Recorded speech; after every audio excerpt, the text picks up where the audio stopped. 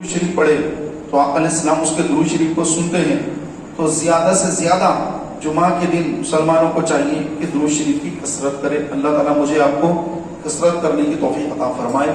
ایک مرتبہ مل کر بآواز بلند درود شریف پڑھ لیجیے۔ اللہم صلی علی سیدنا و مولانا محمد وعلی آل سیدنا و مولانا محمد وبارک وسلم صلاۃ و سلام علیک یا رسول اللہ صلی اللہ تعالی علیہ وسلم۔ محترم پیارے بھائیوں، اللہ کے رسول صلی اللہ تعالی علیہ وآلہ وسلم سے محبت کرنا یہ عین ایمان ہے۔ نبی کریم علیہ السلام نے فرمایا کہ جو جتنی مجھ سے زیادہ محبت کرے گا اس کا ایمان اتنا مضبوط ہوگا، اور جس دل میں میری دشمنی ہوگی، جتنی دشمنی زیادہ ہوگی اس کا کفر اتنا زیادہ ہوگا۔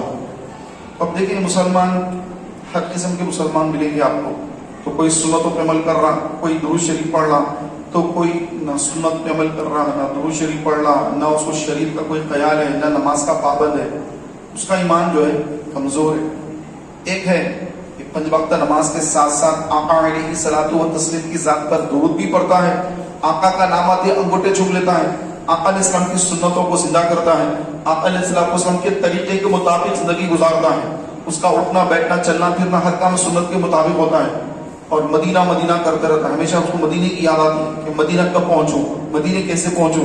آقا علیہ الصلوۃ والسلام کا ذکر اس کی زبان پہ ہوتا ہے، کیونکہ جس سے محبت ہوتی ہے اس کا ذکر جو ہے زبان پہ آ ہی جاتا ہے۔ تو جو بندہ حضور سے محبت کرتا ہے صلی اللہ علیہ وآلہ وسلم، تو اس کی باتوں میں اکثر آقا علیہ الصلوۃ والسلام کے واقعات کو بیان کرنا شروع کر دیتا ہے، آقا علیہ الصلوۃ والسلام کی سنت بیان کرنا شروع کرتا ہے۔ تو میرے پیارے محترم بھائیوں، تو یہ جو تمام چیزیں ہیں، یہ تمام چیزیں جس کے پاس ہوں گی اس کا ایمان اتنا مضبوط ہوگا۔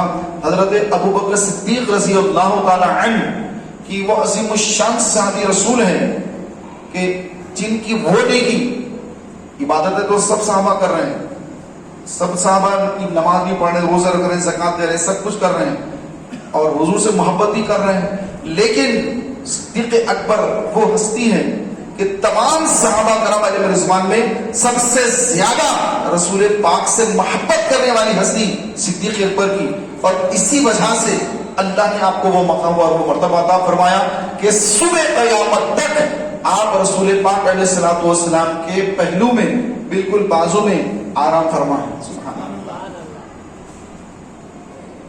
میرے پیارے بھائیوں، تو حضور سے جو محبت ہے وہ محبت یہ ایمان کا جو ہے معیار کہ جس کے پاس جتنا زیادہ عشق رسول ہے وہ اتنا زیادہ ایمان میں پختہ ہے، اور جس کے پاس جتنا کم عشق رسول ہے وہ اتنا جو ہے بیچارہ ایمان میں کمزور ہے۔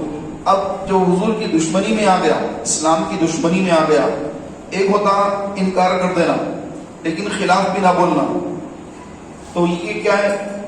ایک عام کفر ہے، لیکن ایک ہے کفر میں شدت، کفر میں زیادتی۔ جیسے ابو لہب یہ وہ بدترین شخص ہیں کہ ابو جہل، ابو لہب یہ وہ بدترین لوگ ہیں کہ جو حضور کی دشمنی میں بہت آگے بڑھ گئے۔ ایک سورت بھی نازل ہوئی، سورہ لہب، تبت یدا ابی لہب وتب۔ تو یہ لہب جو ہے، ابو لہب جو تھا یہ حضور کا بڑا دشمن تھا، اس کا کفر بڑا سخت تھا۔ ایک تھا ابو جہل، ابو جہل جو تھا وہ بھی بڑا کفر میں سخت تھا۔ جب وہ مرتے وقت، دیکھیے مرتے وقت جو ہے اس کا کفر اور زیادہ ہو گیا، اور اس نے یہ کہا کہ جا کر حضور سے کہہ دو، محمد سے کہہ دو کہ میں جتنی ان سے دشمنی رکھتا تھا وہ میری دشمنی کچھ کم نہیں ہوئی، بلکہ میری دشمنی اور بڑھ گئی معاذ اللہ۔ کیونکہ جب اس کا گلا کاٹا جا رہا تھا، اس کا گلا میدان بدر میں، تو کم سی بچوں نے اس کو قتل کیا۔ معاذ اور معود یہ 2 سگے بھائی تھے، تو 2 بھائیوں نے بدر کے میدان میں صحابہ سے پوچھا ہمیں بتائیے کہ اس میں ابو جہل کون ہے، اس میں ابو جہل کون ہے؟ تو ایک صحابی نے فرمایا کہ آپ لوگ کیوں پوچھنا اس کا پتہ؟ بولے کہ سنا ہے کہ وہ ہمارے حضور کی شان میں گستاخی کرتا ہے۔ آئے تھے 1000 سب کے سب کافر، سب کے سب حضور سے مقابلے کے لیے آئے ہیں، لیکن 2 وہ بچے، چھوٹے بچے جن کی 8-9 سال کی عمریں ہیں، ان کے ہاتھوں میں چھوٹی تلواریں ہیں، اور پوچھ رہے ہیں کہ ابو جہل کون ہے اس میں سے، ہمیں ابو جہل کا پتہ بتائیے۔ تو بتایا گیا کہ دیکھو ابو جہل وہ ہے، لیکن کیوں پوچھ رہے ہو؟ سنا ہے کہ وہ ہمارے حضور کی شان میں گستاخی کرتا ہے، تو جب تک اس کو ٹھنڈا نہ کر دیں ہم سکون سے نہیں رہیں گے۔ پیارے بھائیوں، بدر کے میدان میں جب ابو جہل آیا تو بالکل اپنے آپ کو جو ہے چھپا کر وہ یہ پہن لیا، وہ پہن لیا، زرہ پہن لیا، تیر کا وار بھی نہ ہو تو تلوار کا وار بھی نہ ہو تو برچھی کا وار بھی نہ ہو، سارے جو ہے چیزیں ڈیفنس کی جتنی چیزیں اس زمانے کی تھی وہ ساری چیزیں پہن کر وہ آیا۔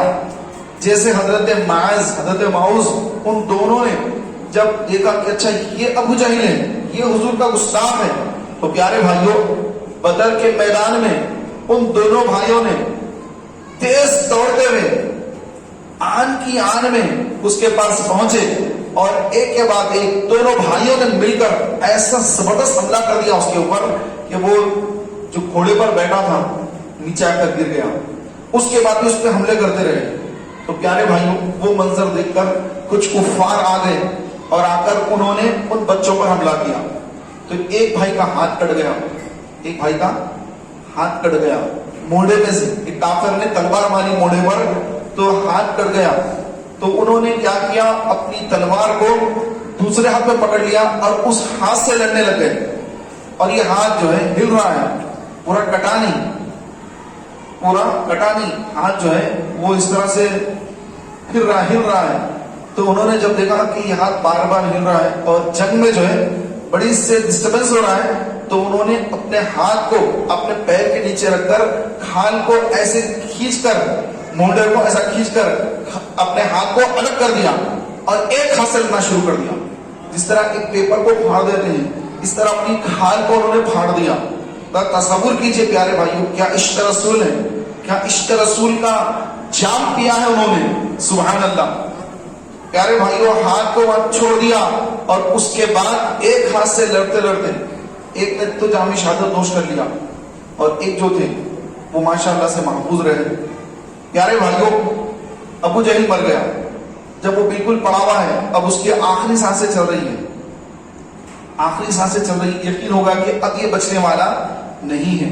ایک صحابی وہاں پر آ گئے، وہ صحابی جن کو ہمیشہ ستاتا تھا، ان پر ظلم کرتا تھا، وہ آ گئے اور آ کر انہوں نے چاہا کہ اب جو ہے میں اس کی گردن کو کاٹ لوں، اس کا سر جو ہے تن سے جدا کر دوں۔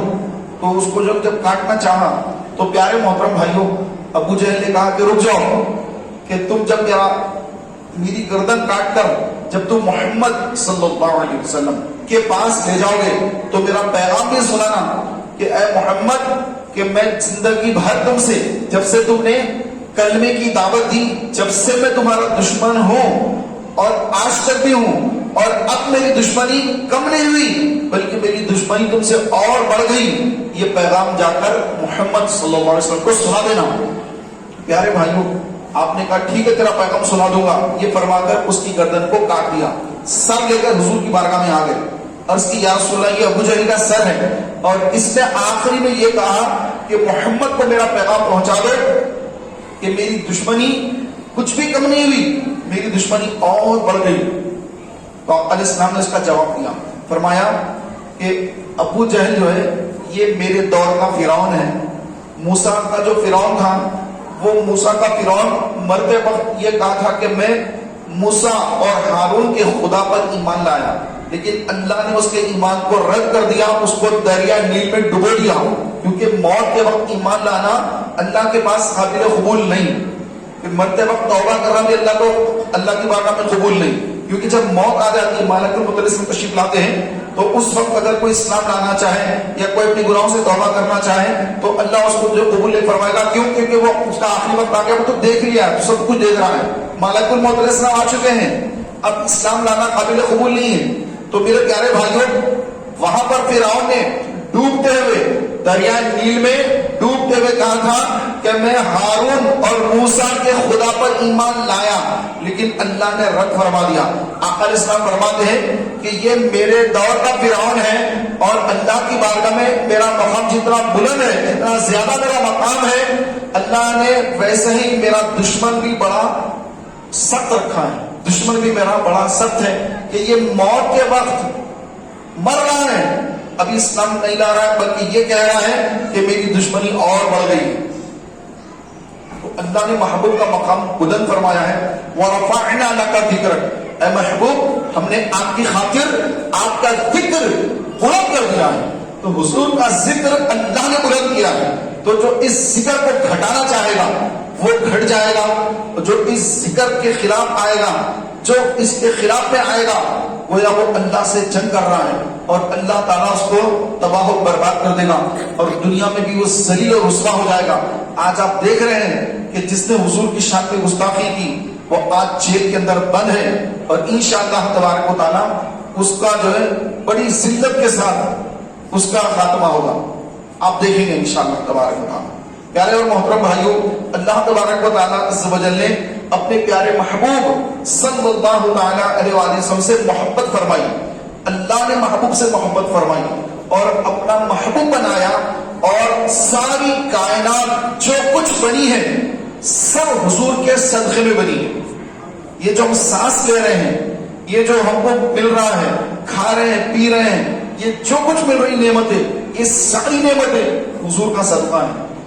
اور جنت جو ایمان والے جنت میں جائیں گے، یہ جنت بھی تو حضور کا صدقہ ہے۔ پیارے بھائیوں، سب کچھ کائنات کی ہر شے حضور کا صدقہ ہے۔ رب تعالیٰ نے فرمایا کہ محبوب اگر میں تجھے نہ بناتا تو نہ زمینوں کو بناتا، نہ آسمانوں کو بناتا، نہ چاند کو بناتا، نہ تاروں کو بناتا، نہ سورج کو بناتا، کسی چیز کو نہ بناتا۔ جو کچھ بنایا ہے تیرے لیے بنایا ہے، محبوب تیرے لیے بنایا ہے۔ تو میرے پیارے بھائیوں، یہ جو آج گستاخی لوگ کرتے ہیں، حضور کی شان میں بے ادبی کرتے ہیں، گستاخیاں کرتے ہیں، تو یہ گستاخوں کو اللہ تبارک و تعالیٰ عز و جل ان کو مہلت دے دیتا ہے، لیکن عبرت ناک ان کو موتیں بھی آتی ہیں۔ ابھی تو ان کو مہلت مل جاتی ہے، کیونکہ اللہ تبارک و تعالیٰ عز و جل اپنے محبوب کو جب دنیا میں مبعوث فرمایا، جب بھیجا، تو بھیجنے کے بعد اللہ تبارک و تعالیٰ عز و جل نے عذاب نازل کرنے کا جو سلسلہ پہلے چل رہا تھا، ہر نبی کے دور میں عذاب آتے رہے، ہر قسم کے عذاب آتے رہے۔ پانی کا عذاب آیا نوح علیہ السلام کے دور میں، موسیٰ علیہ السلام کے دور میں، لوگ جو ہے بندر بنا دیے گئے، کئی یہودی بندر بنا دیے گئے، ایسے کئی قسم کے عذاب آئے۔ لوط علیہ السلام ان کے دور میں پتھر برسائے گئے، زمین کو جو اٹھا کر کے آسمان تک لے جا کر جبریل امین نے الٹا کر دیا، سارے کی ساری بستی تباہ و برباد ہو گئی۔ جو ایسے عذابات آتے تھے، وہ عذابات کیوں نہیں آ رہے ہیں؟ وہ اسی لیے نہیں آ رہے کہ اللہ تبارک و تعالیٰ نے اپنے محبوب پاک علیہ الصلوۃ والسلام کو دنیا میں مبعوث فرما دیا کہ حضور کے قدموں کو اس زمین نے بوسا لیا ہے۔ اب اس زمین پر صبح قیامت تک عذاب نہیں آئے گا، جس کو جو بھی عذاب ہوگا وہ مرنے کے بعد ہوگا۔ تو پیارے بھائیوں، آج جو یہ گستاخ بچے ہوئے ہیں، یہ میرے حضور کا صدقہ ہے، ان کو بھی مل رہا ہے، کیونکہ میرے آقا علیہ السلام رحمت للمسلمین نہیں ہے، رحمت للعالمین ہے، عالموں کے لیے رحمت، یہودیوں کے لیے بھی رحمت ہے آقا، نصرانیوں کے لیے رحمت ہے، ستارہ پرستوں کے لیے بھی رحمت ہے، کافر و مشرکوں کے لیے بھی رحمت ہے۔ ہر شے عالموں میں جتنی شے ہے، ہر شے کے لیے میرے آقا رحمت ہی رحمت ہے۔ پیارے بھائیوں، قرآن خود فرما رہا ہے کہ وما ارسلناک الا رحمت للعالمین، اور اے محبوب ہم نے آپ کو نہیں بھیجا مگر عالموں کے لیے رحمت بنا کر۔ رحمت ہی رحمت ہے میرے آقا علیہ الصلوۃ والسلام۔ پیارے بھائیوں، یہ رحمت کا حصہ سب کو مل رہا ہے، کوئی اس سے محروم نہیں ہے، سب کو میرے آقا کی رحمت مل رہی ہے۔ اور ایک ہے غدار، ایک ہے وفادار۔ تو یہ غدار اور وفادار، ان کا حساب یوم الجزا، قیامت کے دن ان کا حساب ہوگا، سب کا حساب ہوگا۔ جو یہ کر رہے ہیں، پوچھا گیا کہ جو غیر مسلم ہوتے ہیں، لیکن مسلمانوں کے ساتھ اچھا برتاؤ کرتے ہیں اور لوگوں کے ساتھ اچھائی سے پیش آتے ہیں، لوگوں کی بھلائی کے کام کرتے ہیں، کسی کو تکلیف نہیں پہنچاتے، کسی کو مشکل میں نہیں ڈالتے، ہیلپنگ نیچر ہوتا ان کا، لوگوں کی مدد کرتے ہیں، لیکن رہتے ہیں غیر مسلم۔ ان کے بارے میں کیا ہے؟ تو فرمایا گیا کہ ایسے غیر مسلم جو کسی مسلمان کو تکلیف نہیں پہنچاتے، کسی کو دکھ نہیں پہنچاتے، بلکہ مدد کرتے ہیں، ان کی مسلمانوں کی مدد کرتے ہیں، عام آدمی کی مدد کرتے ہیں، اچھے نیچر کے ہوتے ہیں، تو ان کے لیے فرمایا گیا کہ اللہ تبارک و تعالیٰ ایسے غیر مسلموں کو اللہ تبارک و تعالیٰ دنیا میں ان کو نعمتوں میں اضافہ کر دیتا ہے، ان کو یہاں دنیا ہی میں اس کا اجر دے دیا جاتا ہے، ان کو دنیا میں عزتیں مل جاتی ہیں، شہرتیں مل جاتی ہیں، ان کو پیسہ مال و دولت مل جاتا ہے، ان کو دنیاوی اعتبار سے اللہ تعالیٰ نواز دیتا ہے، لیکن آخرت میں آخرت صرف مسلمان کے لیے، آخرت صرف مسلمان کے لیے، جس کا خاتمہ ایمان پر ہوا اسی کے لیے آخرت، جس کا خاتمہ ایمان پر نہیں ہوا تو اس کے لیے آخرت میں کچھ نہیں۔ تو میرے پیارے اور محترم بھائیوں، اللہ تبارک و تعالیٰ عز و جل کا ہم پر اتنا بڑا کرم ہے، اتنا بڑا احسان ہے کہ اللہ تبارک و تعالیٰ نے ہمیں ایمان کی دولت سے سرفراز فرمایا ہے۔ یہ دنیا میں آنے کے بعد انسان جن کاموں میں مشغول ہوتا ہے اور اس کے بعد جب اس کا وقت ختم ہونے کے بعد جب وہ قبر میں چلا جاتا ہے، اب قبر میں جانے کے بعد وہاں پہ اس کے لیے کوئی کام نہیں ہے، اس کی کوئی ڈیوٹی نہیں ہے، قبر میں کوئی ڈیوٹی کرنا نہیں ہے، کوئی جاب نہیں ہے قبر کے اندر، قیامت کے دن اس کو کوئی کام کرنا نہیں ہے کہ میں آج میں کچھ اللہ کا ذکر کروں، کچھ قرآن پڑھوں، ابھی کا بھی کچھ نیکیاں مل جائیں گے، ایسا کچھ نہیں ہے۔ قبر میں جا کر بس صبح سے عبادت کروں گا، ایسا کچھ نہیں ہے۔ تو یہ جتنا بھی کرنا ہے وہ رہتی بھی زندگی میں ہی کرنا ہے، اس کے بعد آرام ہی آرام ہے، قبر میں آرام ہی آرام ہے۔ فرمایا گیا کہ جب انسان مرتا ہے تو اس کی روح جب پر پہنچتی ہے تو دوسرے اس کے جو رشتہ دار ہیں ان لوگوں سے ملاقات ہوتی ہے۔ کسی کے والد صاحب گزر گئے، والدہ گزر گئے، بھائی گزر گئے، بہنیں گزر گئی، بیویاں گزر گئی، بیوی گزر گئی، بچے گزر گئے، جو گزر گئے۔ اب وہ ان کے پاس جب ملاقات کرتا ہے، دوست وغیرہ ہیں، ملاقات کرتا ہے تو وہ آپس میں بات چیت کرتے ہیں۔ حدیث پاک کا مفہوم ہے کہ وہ نئے آنے والے سے ملاقات کرتے ہیں سب اور آپس میں بات چیت کرتے ہیں، اس کے بعد پوچھتے ہیں کہ ارے فلاں وہ صاحب کیسے ہیں، وہ میں جب آیا تھا تو جب تو وہاں تھے، اب ان کا کیا حال ہے، انہوں کیسے ہیں، انہوں کیسے ہیں۔ اور وہ ایک بلی تھی، گھر میں ایک بلی تھی، وہ بلی کیسی ہے، بلی کے بارے میں بھی سوال کرتے کہ وہ بلی کیسی ہے۔ تو پیارے بھائیوں، نیا آنے والا جو ہے وہ کہتا ہے کہ ارے وہ تو جو ہے یہاں آ گئے تھے، میرے سے پہلے آ گئے تھے، وہ تو یہاں پر آپ کی ملاقات نہیں ہوئی۔ تو وہ کہتے ہیں کہ ہمارے پاس تو نہیں آیا، شاید ادھر چلے گیا، ادھر یعنی عذاب میں، ادھر یعنی عذاب میں، نعمتوں میں نہیں ہے، عذاب میں ہے، شاید ادھر چلے گیا ہو۔ تو پھر ایک آدمی اس میں سے کہتا ہے کہ ارے ابھی تو یہ بیچارہ اتنی دور سے آیا ہے، تھکا ہوا ہے، ابھی اس کو آرام کر لینے دو، اب باتیں کریں گے بیٹھ کر بعد میں، اس کو آرام کر لینے دو۔ ایک بندہ یہ بھی کہے گا، یہ بھی حدیث پاک کا مفہوم ہے۔ تو میرے پیارے محترم بھائیوں، کہ جو آج ہم عبادت سے جی چراتے ہیں، کتراتے ہیں، دور دور بھاگتے ہیں، مسجدوں سے، سنتوں سے دور دور بھاگتے ہیں، نماز سے دور بھاگتے ہیں، امامہ بننے سے دور بھاگتے ہیں، داڑھی رکھنے سے دور بھاگتے ہیں، تو یہ پیارے بھائیوں بس یہ زندگی کی حد تک ہی ہے، یہ اس کے بعد کچھ بھی نہیں کرنا ہے، اس کے بعد آرام ہی آرام ہے قبر کے اندر۔ قبر کے اندر کوئی دوسرا کچھ کام کرنا نہیں ہے، نہ وہاں پہ عبادت وغیرہ کا کوئی ثواب ملنے والا ہے اگر کوئی عبادت کرے بھی وہاں پر، کیونکہ اکثر بزرگان دین جن کو قرآن سے شغف تھا، قرآن سے محبت تھی، نمازوں سے محبت تھی، تو انہوں نے اللہ کی بارگاہ میں اجازت مانگی کہ اے اللہ ہمیں قرآن سے دنیا میں بڑی محبت تھی، ہم قبر میں بھی قرآن کی تلاوت کرنا چاہتے ہیں۔ تو اللہ نے اجازت دی، وہ اپنی قبروں میں بیٹھ کر اللہ کا کلام پڑھ رہے ہیں، تلاوت کر رہے ہیں، لیکن ثواب نہیں، ثواب کا تو سلسلہ ختم ہو گیا، یہ تو دنیا سے نکل گئے تو ثواب وغیرہ کچھ نہیں۔ اب ان کا ذوق، ان کا شوق قرآن سے شغف تھا، محبت تھی۔ اسی طرح کئی بزرگان دین اپنی اپنی قبروں میں نمازیں بھی پڑھتے ہیں, انہیں نمازوں سے محبت تھی, نماز سے محبت تھی, قبر میں بھی نمازیں پڑھ رہے ہیں, ان کو پتا ہے کہ اس پہ ثواب وغیرہ کچھ نہیں ہے, بس ان کو محبت ہو گئی. اور ہمارا حال یہ ہوتا ہے کہ اس پہ کتنا ثواب ہے, اس پہ کتنا ثواب ہے, اس پہ کتنا ثواب ہے, ہم ثواب کو دیکھ کے عبادت کی فکر میں ہوتے ہیں. لیکن اولیاء اللہ بزرگان دین, ان کا معاملہ یہ ہوتا ہے کہ یہ اللہ سے اس قدر محبت کرتے ہیں کہ اللہ سے محبت کی خاطر نہ وہ ثواب کے لیے کرتے ہیں نہ اور کوئی مقصد کے لیے کرتے ہیں, بس ان کے دل میں اللہ رسول کی جو محبت آ گئی وہ اس بات پر ابھارتی ہے کہ ہم جو ہے قبر میں بھی اللہ کی عبادت کرتے رہیں گے, قبر میں بھی قرآن پڑھتے رہیں گے, قبر میں بھی اللہ کا ذکر کرتے رہیں گے.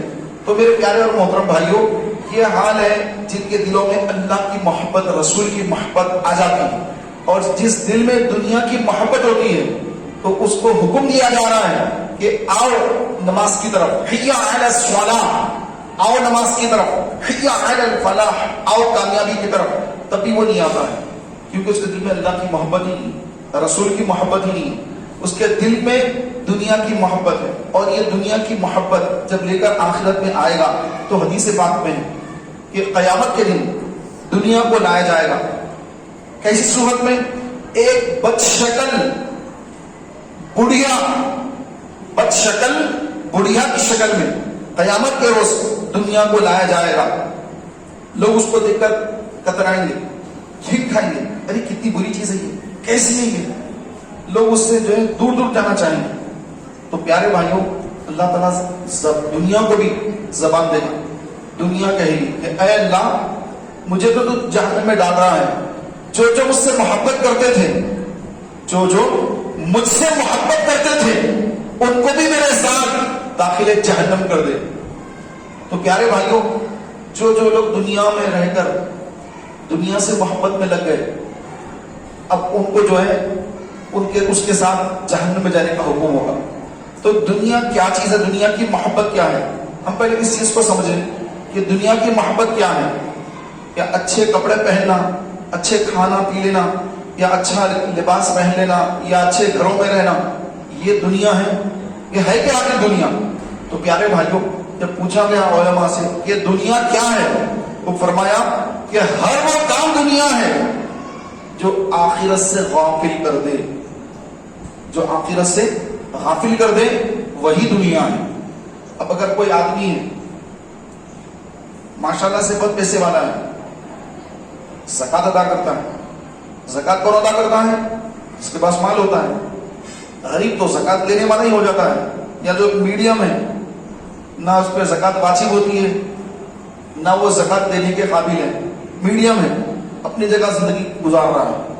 ایک ہوتا ہے زکات دینے والا, زکات دیتا ہے, اتنا پیسہ اس کے پاس ہے, زکات دیتا ہے, زکات دے رہا ہے. زندگی میں ایک مرتبہ حج فرض ہے, ایک حج کر لیا. ماہ رمضان کی آمد ہوتی ہے, رمضان کے فرض روزے ادا کرتا ہے, 5 وقت کی نماز پابندی سے ادا کرتا ہے. جماعت کے ساتھ پڑھنے کا حکم ہے, واجب ہے جماعت کے ساتھ پڑھ رہا ہے. اب جو یہ کام کر رہا ہے وہ بالکل متقی ہے, اس کے پاس تقویٰ ہے, وہ تقوی والا ہے, وہ دنیا سے دور ہے.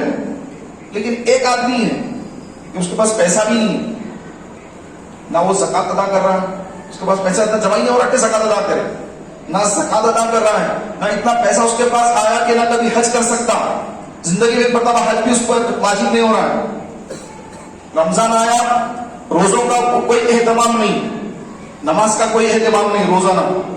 تو یہ جو یہ غفلت کا شکار ہے, تو یہ پکا دنیا دار ہے, یہ دنیا دار ہے, یہ دنیا سے محبت کرنے والا ہے. اس کے پاس جو ہے اگرچہ کہ دنیاوی دولت نہیں ہے لیکن اس کو دنیا سے محبت ہے. اسی سبب سے یہ نمازوں کو چھوڑا ہوا ہے, اسی سبب سے رمضان کے روزے چھوڑ کر کاروبار کو چمکانے کی فکر میں ہے. لیکن یہ کہ کاروبار چمک ہی نہیں رہا ہے, چمکانے کی فکر میں لگا ہوا ہے, دن رات کوشش کر رہا ہے, لیکن دنیا اس کو حاصل نہیں ہو رہی. تو یہ جو آخرت سے غافل ہو کر دنیا کی دولت اکٹھا کرنے کی فکر میں لگا ہوا ہے, یہی پکا دنیا دار ہے. دیندار کون؟ دیندار وہ ہے جو فرائض ادا کرے. اللہ کے جو فرائض ہیں، نماز، روزہ، زکوٰۃ، زندگی میں ایک مرتبہ حج، یہ 4 چیزیں اگر کوئی ادا کر رہا ہے، ماشاءاللہ وہ فرائض ادا کر رہا ہے، قیامت کے روز جو سب سے پہلے حساب ہوگا اللہ کی حقوق اللہ کا وہ ادا کر رہا ہے. اور جو نماز پڑھنے والا ہے، نماز پڑھنے والا جو ہے اللہ تعالیٰ اس کو توفیق دیتا ہے، کیونکہ نماز پڑھنا ہے، صحیح نماز پڑھنا ہے، تو پھر نماز پڑھنے کے ساتھ ساتھ اب وہ دوسرے کاموں میں بھی آگے آگے ہی رہتا ہے.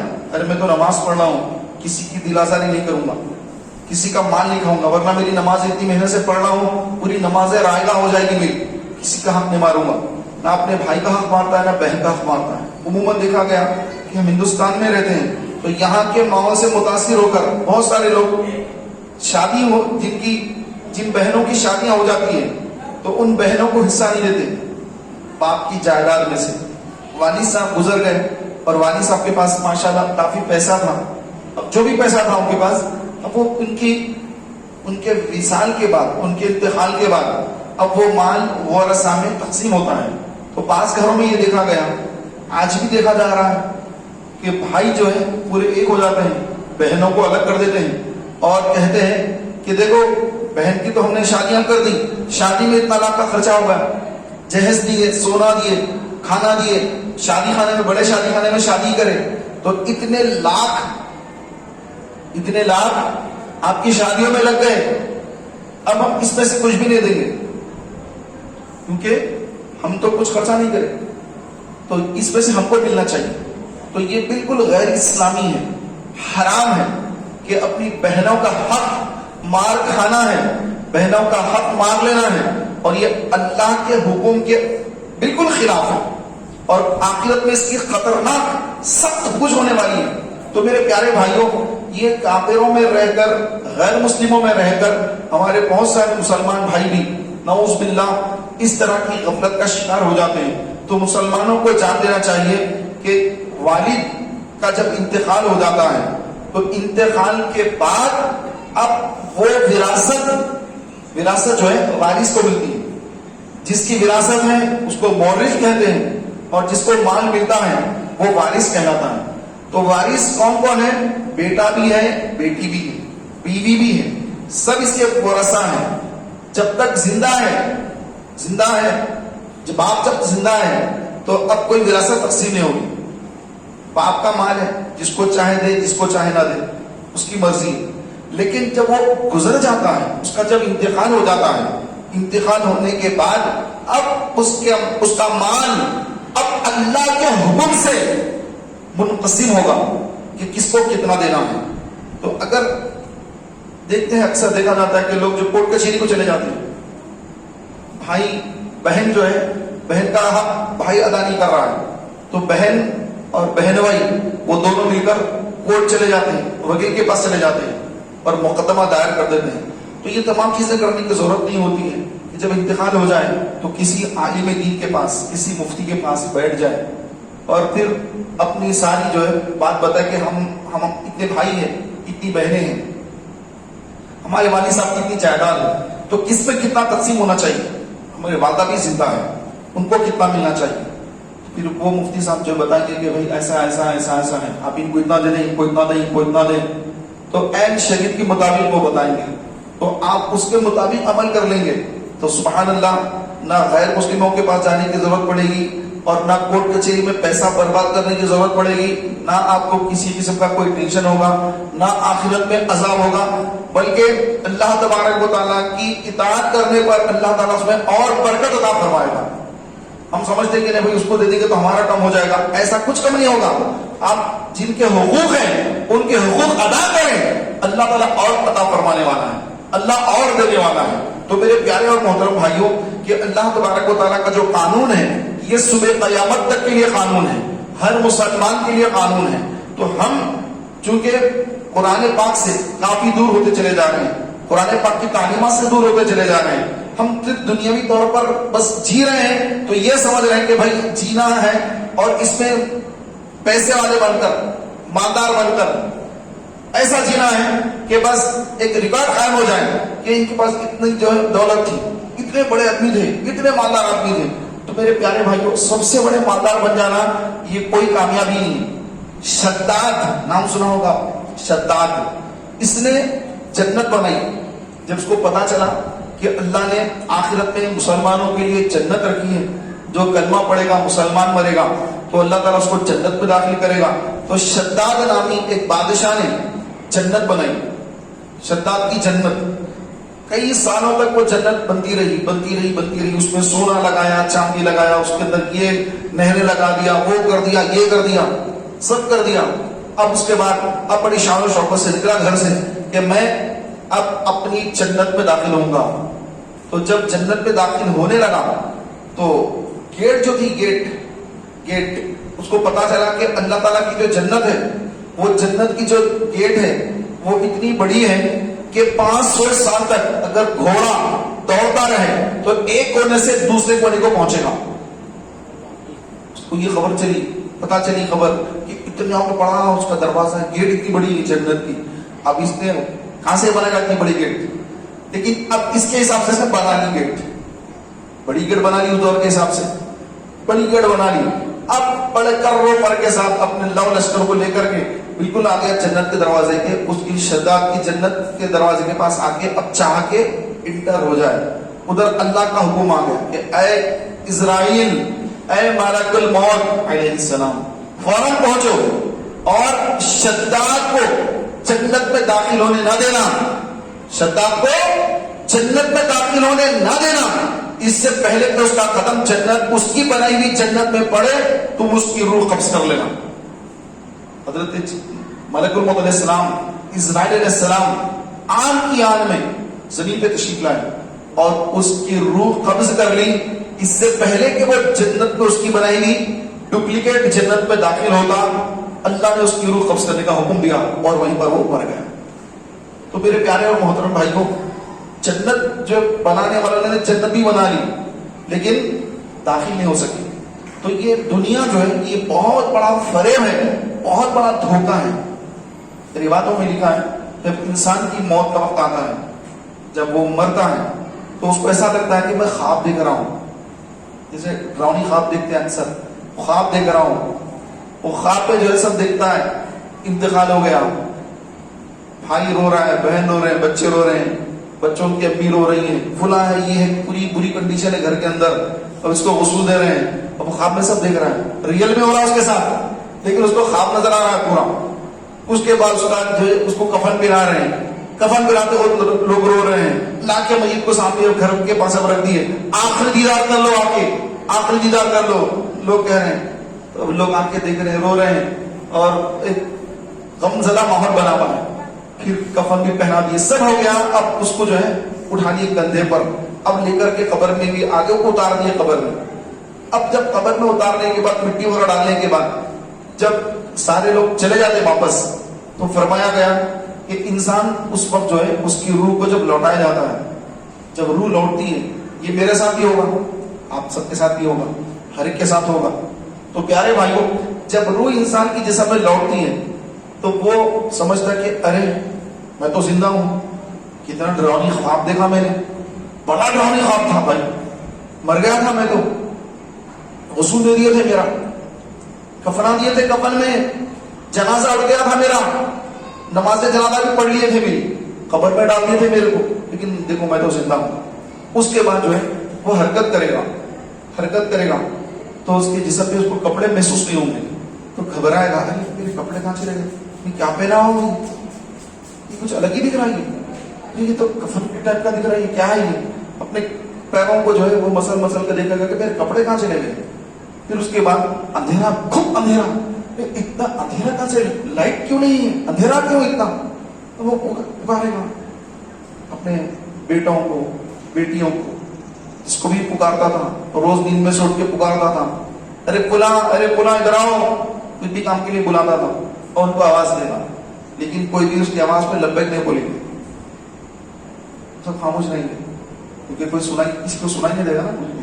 تو اس کے بعد اب وہ اور چیخے گا, گھبراہٹ میں زور زور سے چیخے گا. سواد تو میں رہا ہوں لیکن حیبت مجھے ہو رہی ہے اندر سے, میں اپنے اوپر تصور کر رہا ہوں یہ سب ساری چیزیں. تو اندر سے گھبراہٹ ہو رہی، آگے الفاظ نہیں مل رہے مجھے، تو جو ہے بڑی سختی، مطلب زور زور سے چیخے گا کہ فلاں فلاں آواز دے گا، لیکن اس کو کوئی جواب نہیں ملے گا. اب اس کو یقین ہو جائے گا کہ میں تو مر گیا یار، میری تو موت واقع ہو گئی. وہ خواب وغیرہ نہیں تھا، وہ حقیقت تھی. میں تو مر گیا، قبر میں آ گیا. اب تو میں تو مر گیا، میری موت ہو گئی، میری ڈیتھ ہو گئی، میں مر گیا. اب اس کو جو ہے صدمہ ہوگا، میں کہاں گیا. قرآن فرما رہا ہے الہاکم التکاثر حتی زرتم المقابر. مال کی محبت نے تمہیں غافل رکھا یہاں تک کہ تم نے قبروں کا منہ دیکھا. خبر میں آنے کے بعد اب اس کو سمجھ میں آئے گا کہ وہ دولت، وہ پیسہ، وہ روپیہ، وہ میری چیزیں سب کہاں گئی. میں تو اکیلا تنے تنہا پڑا ہوں یہاں پر. میرا اتنا قیمتی لباس، میری کار، اتنی قیمتی کار لیا تھا، اتنا قیمتی موبائل لیا تھا. میرا نیا موبائل بس لے کے 2-4 دن ہوئے تھے، اس کے پورے ایپس بھی نہیں معلوم ہوئے تھے مجھے. میں تو یہاں پر آ گیا. کتنی قیمتی جو میری چیزیں تھیں سب کا سب چھوٹ گیا، سب کا سب رہ گیا. پیارے بھائیوں، اب اس کو یاد آئے گا قرآن کی آیت ہے الہاکم التکاثر. مال کی محبت نے تمہیں غافل رکھا، مال کی زیادہ طلبی نے تمہیں غافل رکھا یہاں تک کہ تم نے قبروں کا منہ دیکھا. خبر میں آنے کے بعد اب احساس ہوا میں نے تو یہاں کی کوئی تیاری نہیں. مال کی محبت میں رہا، مال اکٹھا کرنے کی فکر میں رہا کہ میرا بینک بیلنس، میرا ATM، میرا گوگل پے، میرا فلاں، یہ وہ ساری چیزیں میرا ایک دم بڑھنا تھا، کیش بہت زیادہ رہنا تھا، یہ تھا وہ تھا. لیکن یہاں تو کچھ بھی نہیں میرے ساتھ نہیں آیا. نہ میرا جی پے کام کر رہا ہے، نہ فون پے کام کر رہا ہے. موبائل ہی نہیں، لوگوں نے تو میرا موبائل ہی لے لیا. میں تو بغیر موبائل کے آ گیا یہاں پر. نہ فیس بک دکھ رہی ہے، نہ ہی کوئی واٹس ایپ ہے، یہاں پہ تو کچھ بھی نہیں ہے. یہاں پر تو اب فرشتے آنے والے ہیں. فرشتے جب آئیں گے تو ایسے سکون سے نہیں آئیں گے ایسے کوئی آ رہے ہیں ایسے آ کے ملاقات کر لی، ایسے نہیں آئیں گے. ان کی آمد سے پہلے فرمایا گیا کہ خبر کی دیواریں ہلے گی، زمین ہلے گی، تو گھبرائے گا. یہ دیکھیں زلزلہ کبھی محسوس کیا آپ نے؟ کبھی زلزلہ وغیرہ جو ہے بچپن میں مرتبہ زلزلہ آیا تھا حیدرآباد میں، تو تھوڑا سا زلزلہ آیا تو بالکل محسوس ہوا کہ زمین ہل رہی ہے. کچھ سیکنڈز کا تھا تو لوگ گھبرا کر گھروں سے باہر نکل گئے. تقریباً 30-35 سال پہلے کی بات ہے. تو پیارے بھائیوں، زمین ہلے گی، دیواریں ہلیں گی. اس کے بعد دیواروں کو چیرتے ہوئے 2 فرشتے آئیں گے، منکر نکیر. 2 فرشتے آئیں گے، اندر ہو جائیں گے سیدھے، اور اس کے بعد اس کو پوچھیں گے، بٹھا دیں گے کھڑا کر کے، بیٹھ جا، بٹھا کے پوچھیں گے. اب ان کے لہجے، ان کی سختیاں، ان کا چہرہ، یہ انسان نہ دنیا میں کبھی اس کا تصور کیا تھا، نہ دنیا میں ایسی ڈراؤنی شکلیں کبھی دیکھی تھی، کبھی نہ کبھی ایسا معاملہ اس کے ساتھ پیش آیا تھا. فرسٹ جو ہے وہاں پر اس کے ساتھ انٹرویو فیس کر رہا ہے. پہلا انٹرویو ہے، اور ایسا انٹرویو ہے کہ اگر اس میں کامیاب ہوگا تو نجات ہے، اس انٹرویو میں ناکام ہو گیا تو اس کے لیے بے انتہا سخت سے سخت عذاب ہے. کامیاب ہونا ہے یا ناکام، تو اب اس کی بہت بڑی وہاں پہ آزمائش ہے، امتحان ہے. آقا علیہ السلام نے فرمایا کہ تم میں سے جس سے ہو سکے مدینے میں بڑھو، کہ جو مدینے میں بڑھے گا تو میں اس کی قیامت کے روز شفاعت فرماؤں گا، اور وہ قبر کے عذاب سے بھی محفوظ رہے گا. اور فرمایا جمعہ کے دن، رمضان کے مہینے میں، عام جمعہ کون سا بھی جمعہ ہو، اب کل بھی جمعہ کا دن ہے، تو جو بھی عام دنوں میں جمعہ کا دن آتا ہے، تو جو جمعہ کے دن مرتا ہے، آقا علیہ السلام نے فرمایا وہ فتنہ قبر سے محفوظ ہو گیا، قبر کی فتنے سے محفوظ ہو گیا. رمضان کے مہینے میں مرا، رمضان کا چاند نظر آیا، اس کا انتقال ہو گیا. یا شوال کا چاند نظر آنے سے پہلے 29 تاریخ کو، یا پھر 30واں رمضان تھا 30 دن کا، تو رمضان ختم ہونے سے پہلے ایک دن پہلے بھی اگر مرا، مغرب سے پہلے مرا، سبحان اللہ، اس کو رمضان مل گیا، تو ایسا بندہ قبر کے عذاب سے محفوظ ہو جائے گا. اور نکیریں تو اس کی قبر میں بھی آئیں گی، نکیریں تو ہر ایک کی قبر میں آئیں گے، لیکن ان کے سوالات کا جو سسٹم ہوگا، وہ بالکل جو ہے الگ ہوگا. رمضان میں مرنے والوں کا، جمعہ میں مرنے والوں کا بالکل الگ، اور عام دنوں میں مرنے والوں کا بالکل الگ. گناہگار کا الگ، نیکوکار کا الگ. پل صراط پر سے بھی ہر ایک نے گزرنا ہے، لیکن ہر ایک کا گزرنے کا انداز الگ ہے. تو قبر کے اندر جب یہ فرشتے آئیں گے اور انسان کو اٹھا کر جب پوچھیں گے کہ بتا تیرا رب کون ہے، پہلا سوال. آتے سوال ہو رہے ہیں اور سختی سے ہو رہے ہیں، اور ان کے لہجے بڑے سخت ہیں، ڈراؤنی چہرے ہیں، اتنے بڑے بڑے ہیں کہ انسان تو ان کے سامنے اتنا چھوٹا ہے. اب پہلا سوال، من ربوں کا، تیرا رب کون ہے. تو پیارے بھائیوں، پہلا سوال قبر کا جو انسان مرنے کے بعد جو سب سے پہلا سوال قبر میں ہو رہا ہے کہ بتا تیرا رب کون ہے. رب کے بارے میں سوال ہو رہا ہے، بتا تیرا رب کون ہے.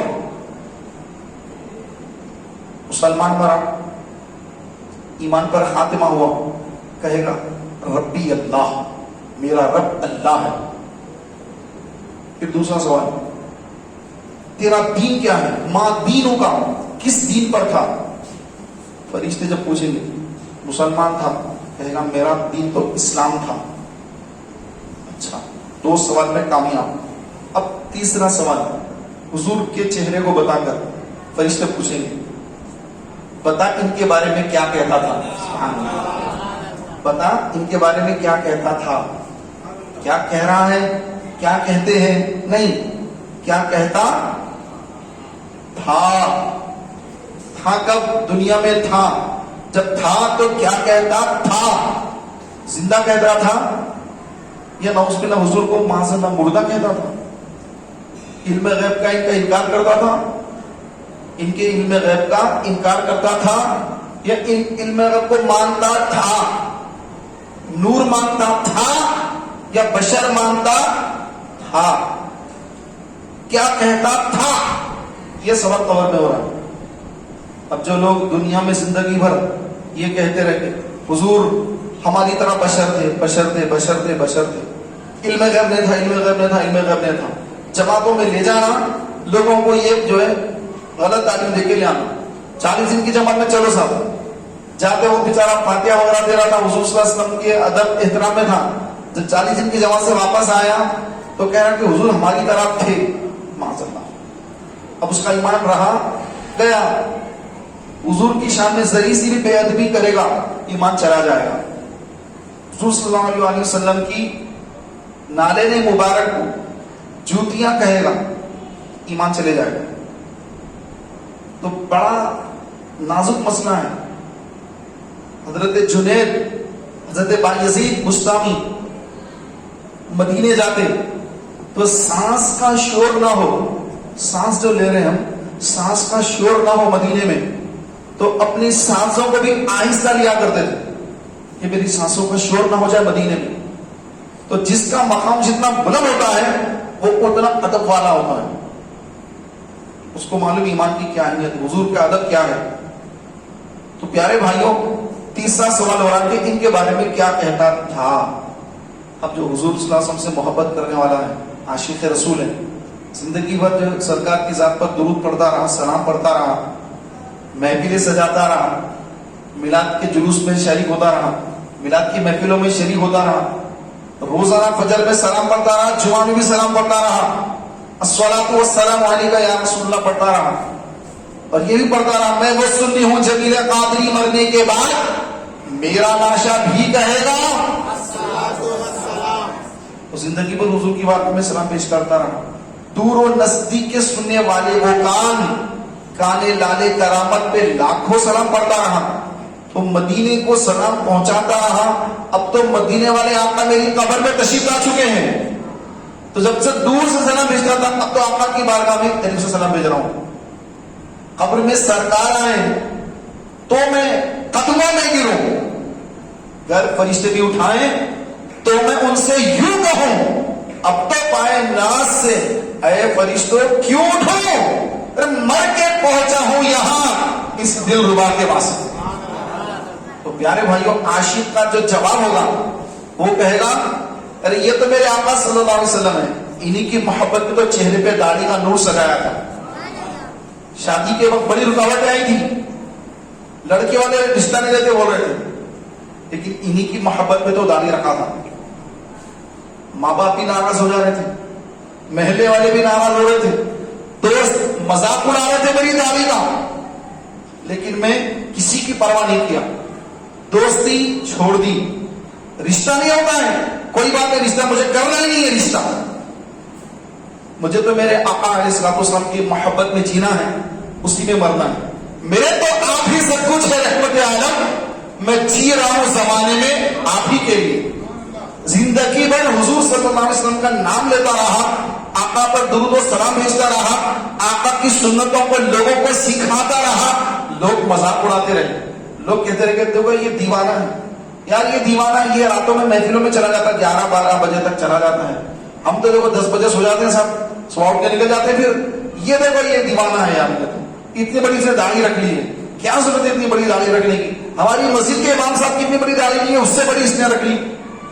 लोग उनकी मिसालें देते हैं, तो हर एक का अलग अलग हिसाब होता है, वो क्यों रखे, उनका रखना शरीयत नहीं है। अगर कोई कम रखे हैं तो उनकी कम रखना ये शरीयत नहीं, वो उनका मिजाज है, क्यों कम रखे उनको मालूम, लेकिन आपको अल्लाह के रसूल का जो हुक्म है उसी पे तो अमल करना है। तो प्यारे भाइयों, ये जो मुसलमान आशिक रसूल, जब इससे कब्र में सवाल होगा कि इनके बारे में क्या कहता था, तो वो कहेगा ये तो मेरे आका सल्लल्लाहु अलैहि वसल्लम है, हुआ रसूलुल्लाह सल्लल्लाहु अलैहि वसल्लम, अरे ये तो अल्लाह के रसूल सल्लल्लाहु अलैहि वसल्लम है। तो फरिश्ते कहेंगे तुझे कैसे मालूम? वो कहेगा मैंने कुरान में पढ़ा, मुहम्मदुर रसूलुल्लाह वल्लज़ीना माअहु अशिद्दाउ अलल कुफ़्फ़ारि रुहमाउ बैनहुम। वो कहेगा मैंने कुरान में पढ़ा। तो फरिश्ते कहेंगे तूने सच कहा, तूने सच कहा। और उसके बाद फरिश्ते कहेंगे अब सो जा, सो जा, और ऐसा सो जा जैसे कि पहली रात की दुल्हन सोती है, पहली रात की दुल्हन सोती है, ऐसे सो जा। तो पहली रात की दुल्हन कभी सोती नहीं है, वो तो अपने दूल्हे के इंतजार में आंखें बंद करके होती है, सोती नहीं है, सोई जैसी दिखती है, सोती नहीं है, उसकी आंखें बज़ाहिर बंद होती हैं, लेकिन वो अपने दूल्हे के इंतजार में, ये दूल्हा कब कमरे में आएगा, दूल्हा कब कमरे में आएगा, वो सो नहीं रही है, उसकी आंखें बंद है। तो इसी तरह कब्र में जाने के बाद इंसान बज़ाहिर आंखें बंद करता है, लेकिन हकीकत में वो कब्र के अंदर हर चीज को महसूस करता है। आका अलैहिस्सलाम ने फरमाया कि जब तुम कब्रिस्तान जाते हो तो कब्र वालों को सलाम कहो, कि जिसको तुम जानते हो उसको भी सलाम करो, जिसको तुम नहीं जानते उसको भी सलाम करो, वो तुम्हारे सलाम को सुनेगा, उसका जवाब भी देगा, उसका जवाब भी देगा। ये भी फरमाया कि जब इंसान की तदफीन होती है और पलट कर लोग जा रहे हैं वापस, दोस्त अहबाब रिश्तेदार पड़ोस वगैरह वगैरह वगैरह सब वापस जा रहे हैं, तो उनकी कदमों की जो आहट है, ये चल के जा रहे हैं तो कदमों की आहट है, वो कदमों की आहट भी मुर्दा कब्र के अंदर सुन रहा है, ये मेरा भाई जा रहा है उसके कदमों की आहट है, ये मेरा बेटा चल के जा रहा है, ये मेरा फलां दोस्त जो बड़ी मुझसे मोहब्बत करता था, ये उसके कदमों की आहट है।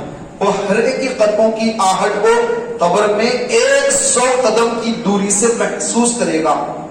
उसके पास जो आ रहा है 100 कदम से, 100 कदम दूर है अभी, वहीं से उसको महसूस हो जाएगा कि मेरा फुला आ रहा है, मेरा फुला दोस्त आ रहा है, मेरा भाई आ रहा है, मेरा बेटा आ रहा है, जो भी आ रहा है महसूस कर लेता है। तो मेरे प्यारे और मोहतरम भाइयों, फरिश्ते क्या कहते हैं कि सो जा, ऐसे सो जा जैसे पहली रात की दुल्हन सोती है, और उसके बाद उसको जन्नत का मकाम बताएंगे। देख जन्नत में तेरा ये मकाम है, ये मुकाम में तूने जाना है। अब उसकी तमन्ना क्या होगी? अब उसकी तमन्ना ये होगी काश जल्दी जल्दी कयामत आ जाए, हिसाब किताब हो जाए, और बस मैं अपनी जगह पे चले जाऊं। इतना आलीशान मकान है मेरा जन्नत के अंदर, मैं यहाँ अकेला क्या करूं, बस मैं जल्दी कयामत आना था बस। अब वो दुआ करता है कि या अल्लाह जो जमीन पे है इनको जल्दी मौत दे दे, इनको मौत दे दे जल्दी जल्दी, ताकि क़यामत कायम हो जाए और फिर मैं जो है क़यामत के दिन अपने मकाम पर पहुंच जाऊं। तो मेरे प्यारे मोहतरम भाइयों, ये एक आशिक रसूल उसका ये हाल होगा जो कामयाब हो गया कब्र के इम्तिहान में। तो ये जो उर्स होता है औलिया अल्लाह का, ये अपने रब से मुलाकात करते हैं, ये अपने रब से मुलाकात करते हैं, क्योंकि हर एक की हदें होती है। हुजूर अलैहिस्सलाम मेराज की रात तशरीफ ले अल्लाह के हुजूर, ला मकान, अल्लाह का तो कोई मकान है ही नहीं, अल्लाह तो ला मकान, उसका कोई मकान नहीं। तो वो जो अल्लाह के रसूल का जो मकाम और मर्तबा है कि वो खुदा ने है मर्तबा तुझको दिया, ना किसी को मिले ना किसी को मिला, कि कलाम मजीद में खाई शाहा तेरे शहर कलाम बका की कसम। तो हुजूर जहां पहुंचे वो हुजूर का मकाम, तेरी मेराज के तू जाने कहां तक पहुंचा, तेरी मेराज के तूने कहां तक पहुंचा, और मेरी मेराज के मैं तेरे कदम तक पहुंचा। हमारी मेराज हुजूर के कदमों तक है। तो प्यारे भाइयों, जिसका जैसा मकाम और मर्तबा है, अपने मर्तबे के मुताबिक वो अल्लाह के हुजूर हाजिरी देगा, मरने के बाद हाजिरी देगा, रब ताला उससे खुश होगा, और रब ताला से जो खुशी उसको मिली, रब ताला राजी हो गया, रब ताला राजी होने पर जो वो खुश हुआ, वही उर्स होता है, वही शादमानी, वही खुशी। ये उनकी खुशी में हम भी खुश होते जाते हैं कि आज उनका उर्स है, यूसुफैन का उर्स है, पहाड़ी शरीफ बाबा शरफुद्दीन का उर्स है, अजमेर शरीफ का उर्स है, माशाअल्लाह गुलबर्गा शरीफ का उर्स है। तो ये उर्स क्या है? उनकी खुशी का दिन है कि वो अल्लाह से मुलाकात किए, अल्लाह उनसे राजी हो गया, और उनका वो खुशी का दिन है। तो अब आपकी शादी है, आपकी शादी के मौके पर आपसे लोग आके मुलाकात करें तो आपको खुशी होती है, अरे मेरी शादी में इन्हों आए हैं, उन्हों भी आए, इन्हों भी आए, बड़ी खुशी होती है उसको। तो एक खुशी के मौके पर उसके पास जितने लोग आते हैं वही लोग आते हैं जो उससे मोहब्बत करते हैं। तो उर्स के मौके पर भी, जैसे आज बाबा ताजुद्दीन रहमतुल्लाह तआला अलैह ताजपुर में, नागपुर में, वहां पर जो है ताजाबाद है महल्ले का नाम, ताजाबाद में बाबा ताजुद्दीन रहमतुल्लाह तआला अलैह का मज़ार है, और 100 साल हो चुके आपका विसाल होकर। तो ये 100 साला उर्स माशाअल्लाह बाबा ताजुद्दीन रहमतुल्लाह तआला अलैह का नागपुर में बड़ी शान और शौकत के साथ मनाया जा रहा है। हजारों की तादाद में वहां पर मुसलमान, गैर मुस्लिम भी आते हैं, अपनी मुरादें हासिल करते हैं, फिर अल्लाह की अता से उनको ईमान की दौलत से भी नवाज दिया जाता है माशाअल्लाह। तो मेरे प्यारे मोहतरम भाइयों, ये तो एक आशिक रसूल का, एक कामयाब जो जिसका खात्मा ईमान पर हो गया, उसकी कामयाबी की जो ये सारी चीजें।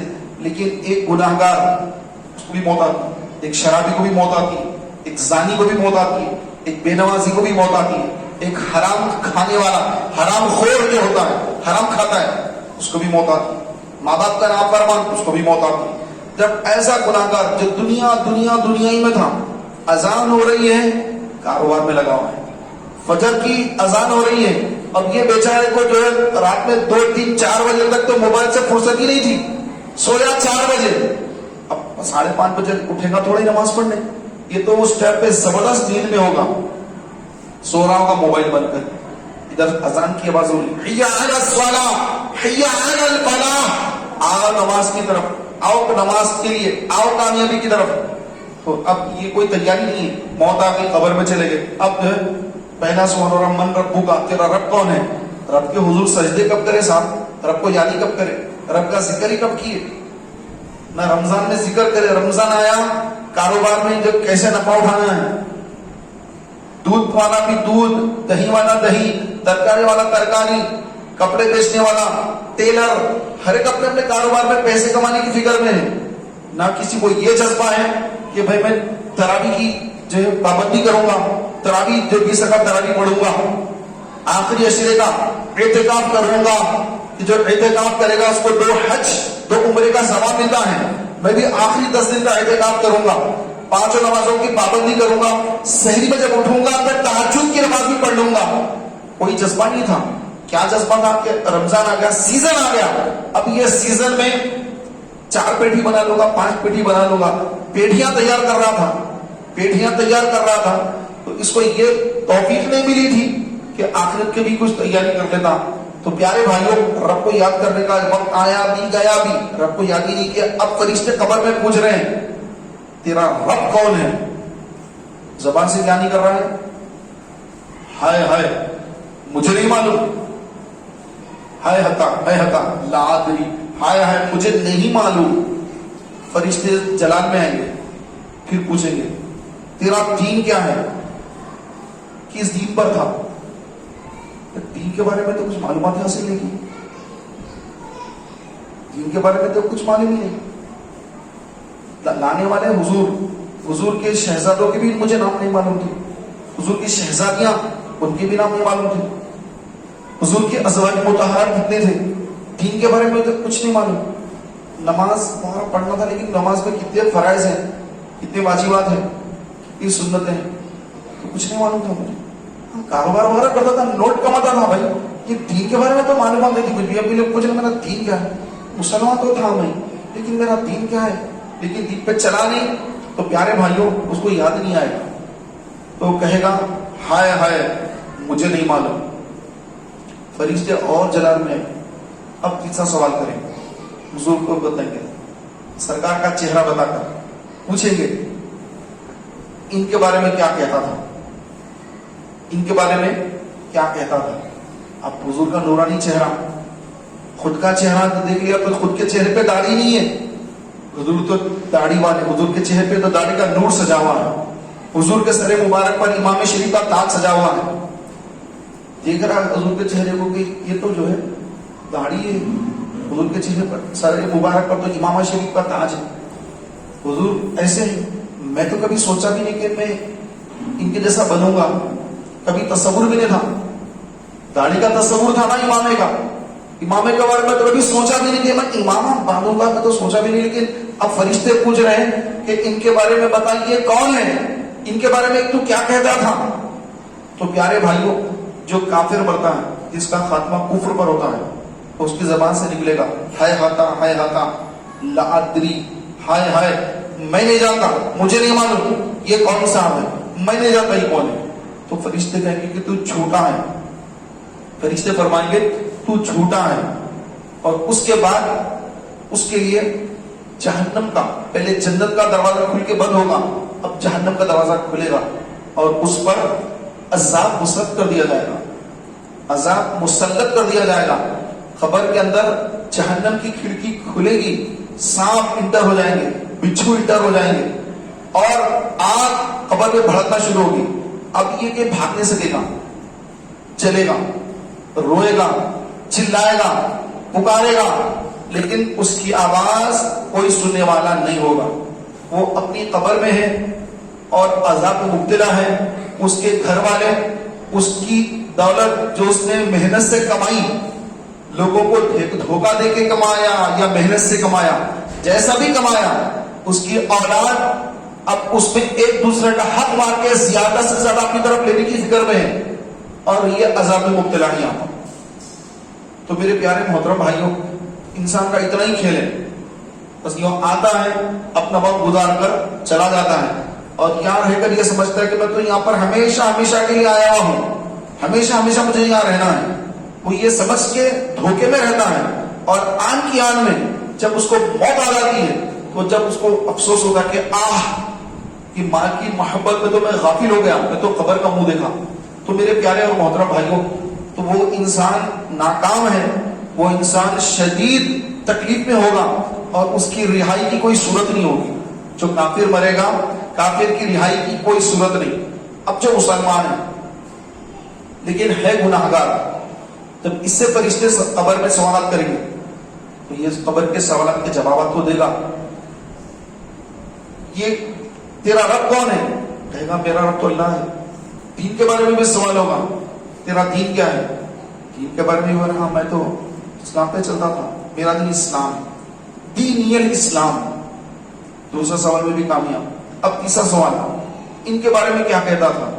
تو پیارے بھائیوں, اگرچہ ایمان پر خاتمہ ہوا, مسلمان مرا تو وہ جواب دے گا کہ یہ تو اللہ کے رسول صلی اللہ علیہ وسلم ہے، یہاں تک تو کامیاب ہو گیا. لیکن چونکہ اس کے گناہ زیادہ تھے، آقا علیہ السلام نے فرمایا کہ دو چیزیں ایسی ہیں جس کے سبب انسان قبر کے عذاب میں مبتلا ہوتا ہے. ایک چغلی کھانا، چغلی کرنا. چغلی یعنی ادھر کی بات ادھر، ادھر کی بات ادھر لگانا، آپس میں لڑائیاں لگا دینا. جہاں کی بات میں ختم نہیں کرتا، وہاں کی سنتا ادھر لا کے لگاتا، ادھر کی سنتا ادھر جا کے لگاتا، کچھ مسالے پڑھ کے لگاتا، ٹیسٹ آئے اس کے اندر. جو بات نہیں ہوئی وہ بات بھی لگا کے بولتا کہ چلو ان کو اور ان کی دشمنی بیٹھ جائے، میاں بیوی کا جھگڑا بیٹھ جائے، مضبوط جھگڑا، بھائی بھائی کا جھگڑا ہو جائے، بھائی بہن کا جھگڑا بیٹھ جائے، دوست دوست میں جھگڑا پڑ جائے اور پھر دوریاں ہو جائے.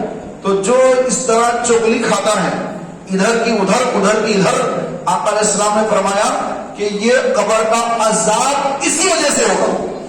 اور ایک گناہ فرمایا کہ جو پیشاب کے چھینٹے ہوتے ہیں اس سے اپنے کپڑوں کو، اپنے جسم کو نہیں بچاتا. اس کے جسم پہ بھی پیشاب لگ رہا ہے، اس کے کپڑوں پر بھی پیشاب لگ رہا ہے. تو جو شخص پیشاب کے چھینٹوں سے نہیں بچتا، اللہ تعالیٰ قبر میں اس کو عذاب میں مبتلا فرما دے گا. اب جوابات کو دے دیا، لیکن تھا بیچارہ بے نمازی، نمازیں کبھی نہیں پڑھی. جمعے کو پڑھ لیا، 2 رکعت جمعہ کی پڑھ لی. اب جناب بھاگنے کی تیزی ہے، دیکھیں گے تو مسجد کے دروازے پر لائن لگی ہوئی ہے، نکلنے کا راستہ چھوٹا ہو گیا. اتنا بڑا دروازہ چاہیے نکلنے کے لیے، کیونکہ زیادہ بھیڑ نکلنے کو تیار ہے، ریڈی ہے بھاگنے کو. اب کوئی سنتیں پڑھنے کو تیار نہ، آخر میں کوئی سلام و سلام پڑھنے کو تیار. 2 رکعت جمعہ کی پڑھے، سلام پھیرے، ابھی دعا بھی نہیں، نکل کے بھاگ. تو پیارے بھائیوں، یہ ایسا جو شخص ہوگا جو جمعے کو جمعہ پڑھ رہا ہے نماز، فرمایا گیا کہ جو بے نمازی ہوتا ہے جب قبر پہ جاتا ہے تو قبر میں اللہ تبارک و تعالیٰ اس کے لیے ایک سانپ کو بھیجتا ہے. اسپیشلی سانپ آتا ہے جسے ٹارچ روم میں لے کے پولیس والے مارتے ہیں، تو مارنا ہے الگ الگ آتے ہیں وہاں پر بھی، تو بہت زیادہ خطرناک ہے، اس کو اور ڈینجر آتے ہیں. چھوٹا بڑا تو وہ لوگ ہی کر لیتے ہیں. ایک بڑا مجرم آ گیا، جیسا ایک بڑا مجرم گیا، دیکھیے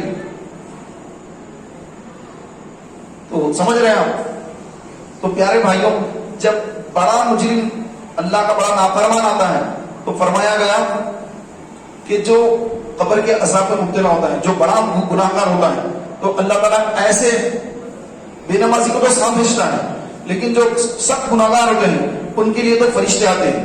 اور وہ فرشتے اسپیشلی کیا رہتے ہیں، ان کی آنکھیں نہیں ہوتی، ان کو نظر کچھ نہیں آتا، دکھتا ہی نہیں کچھ بھی ان کو.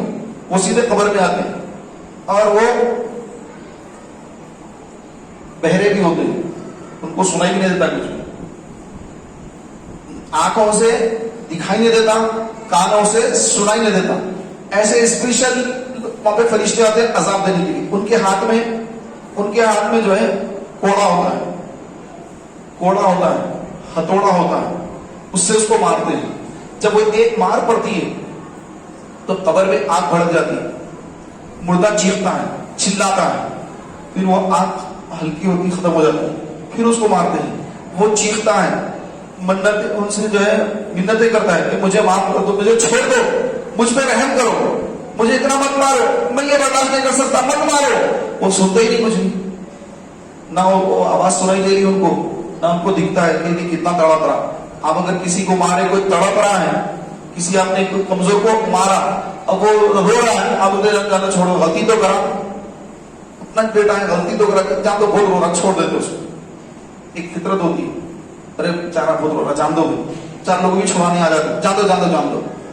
لیکن قبر کے اندر یہ نہیں ہوگا. وہ اندھے اور بہرے ایسے خطرناک قسم کے فرشتے آئیں گے اور اتنا ماریں گے کہ آدمی چیختا چلاتا رہے گا، وہ عذاب اس کو ہوتا رہے گا.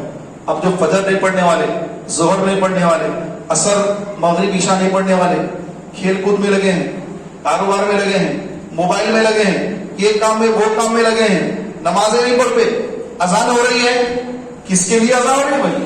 میں تو وہی بس رو کام میں ہوں، بس انہوں جاتے مول صاحب پڑھنے کے آتے نماز. کوئی آ کے بولے آئیے نماز کے لیے چلیے آؤ، آپ چلیے، میں آپ چلیے. ارے بھائی، آپ کو نماز کی دعوت دی جا رہی ہے، کاش آپ نماز کی دعوت دینے والے ہوتے آپ کو دعوت دی جا رہی ہے, افسوس اس کے باوجود بھی نہیں آتے.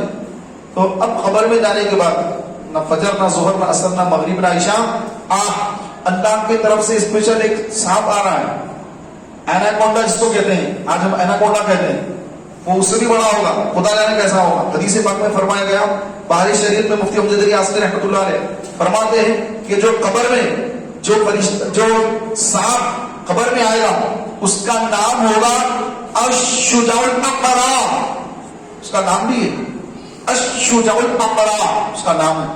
اور وہ اتنا زہریلا ہے, اتنا زہریلا ہے, اس کا زہر اتنا زیادہ ہے کہ وہ زہر جب ایک ڈنک مارتا ہے, اور ڈنک میں اتنی طاقت ہوتی ہے اس کی کہ وہ ایک ڈنک جب انسان کو پڑتا ہے تو انسان 70 ہاتھ زمین کے اندر دھس جاتا ہے, زمین کے اندر چلا گیا, پھر اپنے ناخن اندر سے نکال کر اندر سے اس کو پھر باہر نکالے گا, پھر مارے گا.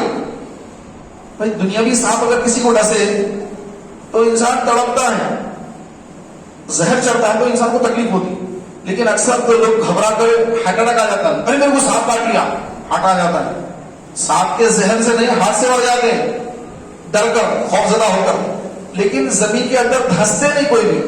لیکن یہ جو الشجاع الاقرع ہے, حدیث پاک میں کہ مردہ 70 ہاتھ, ایک ہاتھ یہاں سے یہاں تک ہوتا ہے, 70 ہاتھ زمین کے اندر بے نمازی دھس جائے گا, اور وہ الشجاع الاقرع اپنے ناخنوں کو زمین کے اندر گاڑ کر اس کو باہر نکالے گا اور زمین کے اوپر رکھے گا, پھر مارے گا. وہ پھر 70 ہاتھ زمین کے اندر, پھر مارے گا, پھر نکالے گا, نکالے گا, مارے گا, نکالے گا, مارے گا, سلسلہ چلتا رہے گا. ٹھیک ہے, نماز نہیں پڑھی اور وہ بولے گا بھی, زبان سے بات نہیں کرے گا. وہ سانپ بات کرے گا, کہے گا کہ مجھے میرے رب نے بھیجا ہے, اپنے سے نہیں آیا, رب نے بھیجا ہے کہ تو نے فجر کی نماز نہیں پڑھی, میں تجھے ظہر تک ڈستا رہوں گا. ظہر نہیں پڑھی, اثر نہیں پڑھی, مغرب نہیں پڑھی, عشاء نہیں پڑھی, فجر تک میں تجھے ڈک مارتا ہی رہوں گا. تو یہ عذاب چلتا رہے گا. فرمایا کہ جب کوئی ایصال ثواب کرے, وہ بندہ ایصال ثواب کرے, قرآن پڑھ کے بخشے, اس کے نام سے صدقہ خیرات کرے, اس کے نام سے کوئی اچھائی کر کے اس کو ایصال ثواب کر دے, تو اس صورت میں اس کے عذاب میں کمی آنا شروع ہو جاتا ہے. عذاب آہستہ آہستہ کم ہونا شروع ہوتا ہے. جیسا کہ رسول پاک علیہ السلام نے جب گھوڑے پر تشریف لے جا رہے ہیں تو گھوڑا جو ہے وہ بھین بنانے لگا, گھوڑا جو ہے وہ ہیلی جانے لگ گیا, اڑ رہا, بار بار اپنے آگے کے قدم اٹھا دے رہا ہے. تو آقا نے جب دیکھا کہ گھوڑا کیوں بھٹک رہا ہے, کیوں گھوڑا اس طرح پریشان ہو رہا ہے, تو دیکھا کہ 2 خبریں, عذاب ہو رہا ہے. سرکار نے قبروں کو دیکھا, نیچے بھی دیکھ لیا. آقا کی نظر کا کیا عالم ہے, سبحان اللہ. ہم دیکھتے تو صرف قبر نظر آتی, سارے عرش پر ہے تیری گزر, دل فرش پر ہے تیری نظر, ملکوت و ملک میں کوئی شے نہیں وہ جو تجھ پہ آیا نہیں. حضور تو قبر کے اوپر بھی دیکھ رہے ہیں, اندر بھی دیکھ رہے ہیں. اندر دیکھا آپ نے کہ قبر میں عذاب ہو رہا ہے, تو سرکار گھوڑے سے نیچے تشریف لائے, ایک تر شاخ لی, 2 ٹکڑے کر کے ایک ادھر لگایا, ایک ادھر لگایا, اور فرمایا دونوں میں عذاب ہو رہا تھا. ایک پیشاب کے چھینٹوں سے نہیں بچتا اور ایک چغلی کھانا. جب تک یہ تر شاخ ان کی قبروں پہ رہے گی, ان کے عذاب میں کمی واقع ہوگی, ان کے عذاب میں کمی آئی. اسی لیے اس حدیث کو کوٹ کر کے علماء نے یہ مشورہ دیا کہ تم اپنے عزیز و اقارب کی قبروں پر پھول کی پتیاں ڈالا کرو, پھول ڈالا کرو. اس کے سبب تمہارے اگر عزیز و اقارب اگر کسی عذاب میں گرفتار ہے تو ان کی رہائی ہو جائے. بعض کے ذہن میں آتا, بددماغ جو ہوتے ہیں, بدعقیدے, ارے اولیاء اللہ کے مزار پہ کیوں ڈالیں گے, ان پہ بھی عذاب ہو رہا کیا؟ یہ بدتمیزی ہے, یہ بے ادبی ہے. اولیاء کرام کی مزار پر اس لیے ڈالتے ہیں کہ ہمیں ان سے محبت ہے اور ان کے درجات کی بلندی کے لیے ڈالتے ہیں. اللہ نے تو ان کو بڑا مقام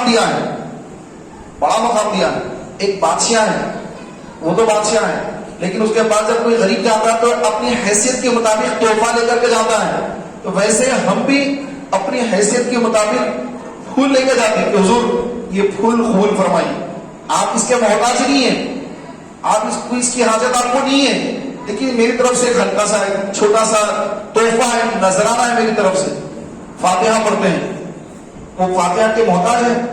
ارے عام مسلمان محتاج ہیں. یہ قبروں میں جو پڑے ہیں قبرستانوں کے اندر ہمارے باپ دادا، یہ ان کو اس کی ضرورت ہے ایصال ثواب، ان کو ضرورت نہیں ہے. ہم تو جاتے ہیں ان کی بارگاہ میں سلام پڑھ رہے ہیں، فاتحہ پڑھ رہے ہیں، پھول پیش کر رہے ہیں. وہ اس لیے کہ ہم اپنی حیثیت کے مطابق ان کی بارگاہ میں تحفہ پیش کر رہے ہیں. پھر وہاں سے ان کی شان کے مطابق عطاؤں کی بارشیں ہوتی ہے اس کے بعد. تو میرے پیارے اور محترم بھائیوں، میں عرض یہ کر رہا تھا کہ انسان جو ہے، جو آج غافل ہے، مرنے کے بعد جب قبر میں پہنچتا ہے تو جو وہ کر رہا ہے اسی کا اس کو ریپلائی ملنے والا ہے. کہ جیسے آپ کسی کو میسج کرتے ہیں السلام علیکم، وعلیکم السلام آتا ہے. آپ نے نعوذ باللہ کسی کو گالی دی تو کیا آپ کو وعلیکم السلام بولے گا؟ آپ کو دعائیہ کلمات دے گا. آپ اگر گالی دیے، آپ اگر بری بات بولیں، ارے تورے سے آپ غلط لہجے سے بات کریں تو پلٹا کے آپ کو ویسے ہی میسج آتا ہے. ہوتا ہے نا ایسے. تو ہمارا تو یہی حال ہے. اگر ہم نے دنیا ہی میں اللہ کو یاد کیا، اللہ کا ذکر کیا، تو مرنے کے بعد، قبر میں جانے کے بعد وہاں پر عذاب کے فرشتے نہیں آئیں گے، وہاں پہ تو رحمت کے فرشتے آئیں گے. اور اس کی قبر جنت کا باغ، اس میں تبدیل جنت کی کھڑکی کھل رہی ہے. کیوں؟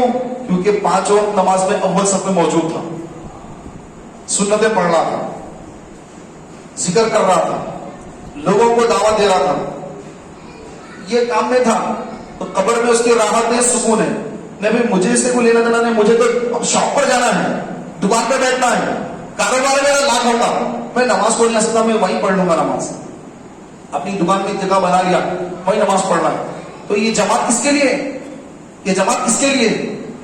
یہ جماعت ہر مسلمان کے لیے، ہر مقیم کے لیے جماعت ہے. آپ اپنے اپنے گھروں میں نماز پڑھ لیں گے، اپنی دکانوں میں نماز پڑھ لیں گے، پھر مرنے کے بعد تیار ہو جائیں کہ واجب ترک ہوا ہے، آپ کا واجب ترک ہوا ہے. جب واجب ترک ہوگا تو اس پر قیامت پوچھ ہوگی. جس پر پوچھ ہے اس پر عذاب ہے. فرض، واجب، سنت موقدہ، ان تینوں پہ پوچھ، اور نہ کرنے پر اللہ کی طرف سے عذاب ہونے والا ہے. تو میرے پیارے اور محترم بھائیوں، ہمیں اپنی آخرت کی تیاری کرنا ہے. اور سب سے جو اہم ترین چیز ہے رسول پاک صلی اللہ علیہ وآلہ وسلم کی محبت، حضور کی محبت، سرکار کی محبت. یہ سب سے بڑی نیکی ہے، یہ سب سے بڑی نیکی ہے. اور اگر یہ نیکی، یہ چیز اس کے پاس اگر نہیں ہے، لاکھوں سجدے کر لے، ہزاروں سجدے کر لے. جیسے ابلیس نے اتنے سجدے کیے زمین پر، اتنے سجدے کیے کہ ایک بالش جگہ زمین پہ باقی نہیں ہے جہاں پر اس کا سجدہ نہیں ہوا. ہر جگہ اس نے سجدہ کیا، پوری زمین پر، روئے زمین پر ایک بالش بھی ایسی جگہ اس نے چھوڑی نہیں جہاں پر اس نے سجدہ نہ کیا ہو. لیکن ناکام کیوں ہوا؟ ملعون کیوں ہوا؟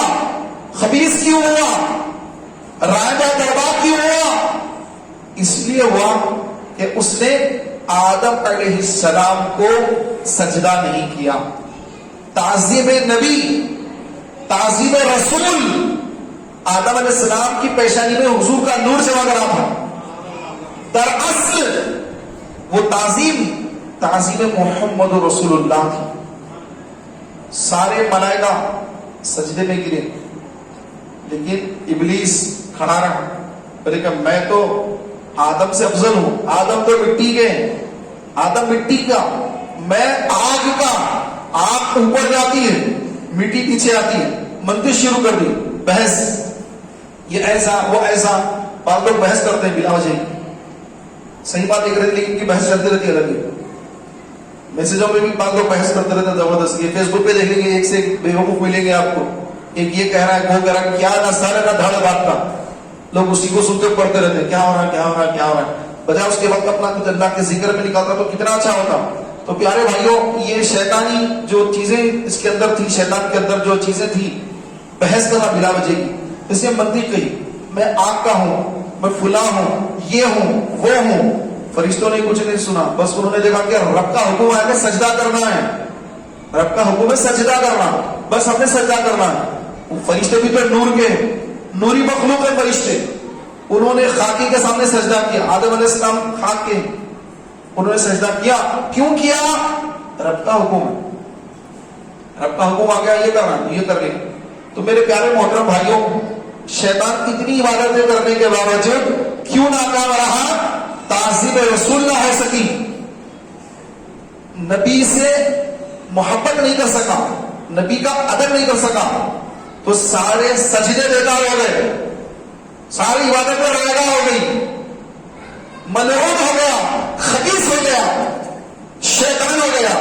قرآن پڑھنے سے پہلے پڑھا جاتا ہے اعوذ باللہ من الشیطان الرجیم, میں پناہ مانگتا ہوں شیطان مردود سے. ہر مسلمان قرآن پڑھنے سے پہلے ہی پڑھتا ہے. تو پیارے بھائیوں, یہ کیوں اس طرح اس کی کنڈیشن, اس کی حالت یہ ہو گئی؟ صرف اور صرف حضور کی دشمنی, تعظیم نبی نہ کرنا. تو سب سے پہلے یہ ہے, اور یہ کس کے اندر ہے؟ مسلمانوں کے اندر, اہل سنت و جماعت کے اندر, سنی مسلمانوں میں حضور کی محبت. اور جو دوسرے فرقے ہیں, یہ فرقہ وہ فرقہ, اب نام کیوں لیں, آپ سمجھدار ہیں. تو پیارے بھائیوں, یہ کسی فرقے کے کسی امام کے پیچھے کسی سنی کی نماز نہیں ہوتی. بعض ایسے بھی لوگ ہیں کہ رہتے سنیوں میں ہیں اور بدعقیدوں کے پیچھے نمازیں پڑھتے ہیں, سلام پڑھتے, فاتحہ پڑھتے, سب کرتے. نماز کس کے پیچھے پڑھتے جناب؟ بولے کہ ہماری مسجد کے امام صاحب ہیں, فاتحہ بول دیتے انہوں. ارے صرف فاتحہ بول دینے سے کچھ نہیں ہوتا, وہ تو کمیٹی کو سیٹ کرنے کے لیے فاتحہ بول دیتے, آپ کو سیٹ کرنے کے لیے بول دیتے. لیکن ان کا عقیدہ کیا ہے, یہ کوئی نہ کمیٹی جانتی نہ کوئی اور جو ہے, ان کو ان کا ایگزام لے کر, ان کا انٹرویو لے کر امامت بھی نہیں رکھا جاتا. جو کم پیسے لے رہا پوری نمازیں پڑھا دے رہا, مدرسہ بھی پڑھا دیتا ہے, جنازے بھی پڑھا دیتا ہے, سب کرتا ہے, پیسے بہت کم لیتا ہے. کمیٹی کو ایسا امام چاہیے, چاہے وہ کسی بھی جو ہے فرقے کا ہو, فاتحہ دینے والا ہو نہ ہو, بس کہہ دیتے کہ فاتحہ دینا دیکھو صاحب, ارے ہاں فاتحہ دینا, ارے بیوقوف لوگ ہی, ان کو فاتحہ بولو, اپنا کام کرو. اور وہ کیا کرتے ہیں, پورے محلے میں ایک نوجوان کو آہستہ آہستہ بھٹکا کر سارے محلے کو بدعقیدہ بنا دیتے ہیں. پتہ ہی نہیں چلتا کہ ہمارے محلے میں بدعقیدگی کیسے آ گئی. ارے آپ جس بدعقیدہ امام کے پیچھے نمازیں پڑھ رہے ہو نا, اس نے یہ گندگی پھیلائی ہے, آپ کی ساری نمازیں گئی, آپ کو ساری نمازوں کو لوٹانا پڑے گا. آپ پریشان, ارے اتنی نمازیں کیسے لوٹاؤں گا؟ لوٹانا پڑے گا, آپ کو پہلے معلوم کرنا چاہیے تھا. تو میرے پیارے محترم بھائیوں, شیطان جو ملعون ہوا اس کی وجہ یہی تھی کہ حضور سے اس کو نعوذ باللہ کوئی عقیدہ تھی نہ, حضور کا اس نے ادب کیا. آدم علیہ السلام کو سجدہ نہیں کیا تو وہ جو چلا گیا. تو یہی ہے کہ حضور سے محبت کرنا, اس کے بعد نماز ہے, اس کے بعد روزے, اس کے بعد تلاوت, اس کے بعد حج, زکات, سب اس کے بعد. سب سے پہلے رسول پاک کی محبت, اگر وہ نہیں ہے تو کچھ بھی نہیں ہے. تو حضور کے عاشق کو اپنا امام بنانا, گستاخ رسول کو امام نہیں بنانا. تو یہ بات آپ ذہن میں بٹھا لیجئے, ورنہ جتنی نمازیں آپ نے فلاں جماعت, وہ جماعت کے امام صاحب, یہ جماعت کے امام صاحب کے پیچھے پڑھی نا, یہ ساری جماعت نمازوں کو لوٹانا پڑے گا. اب بولے کہ اتنی نماز اتنے سالوں سے پڑھوں, کیسے لوٹاؤں گا؟ تو بھائی آپ نے غلطی کی, آپ کی جیب پھٹی ہوئی, پیسے گر رہے ہیں, آپ کے سکے گر رہے ہیں آپ کے نیچے. آپ بولیں گے ارے اتنے سکے تو گر گئے, ارے جو گر گئے, اب جو ہے نا وہ تو بچا لے بھائی, اتنے گر گئے وہ بھی گرا دیتا کیا؟ اس کو اٹھانے کی فکر کر, لوٹانے کی فکر کر نہیں. تو پھر اللہ تبارک و تعالیٰ تو سمجھ ہے, اللہ الصمد, اللہ بے نیاز ہے. اللہ کو نہ ہماری نمازوں کی ضرورت ہے نہ ہمارے سجدوں کی ضرورت ہے. اللہ تبارک و تعالیٰ کو کسی چیز کی حاجت نہیں. اگر ہم حضور کی محبت میں کوئی عمل کرتے ہیں وہ اللہ کی بارگاہ میں قبول ہوتا ہے, ہمارا بیڑا پار ہوتا ہے. اللہ کی بارگاہ میں دعا کی مولا تبارک و تعالیٰ ہم سب کو رسول پاک علیہ السلام کی سچی محبت عطا فرمائے, اور حضور کی آل کی محبت عطا فرمائے, حضور کے صحابہ کی محبت عطا فرمائے, اسی پر ہمارا خاتمہ فرمائے. آمین بجاہ نبی الامین صلی اللہ تعالی علیہ وآلہ وسلم.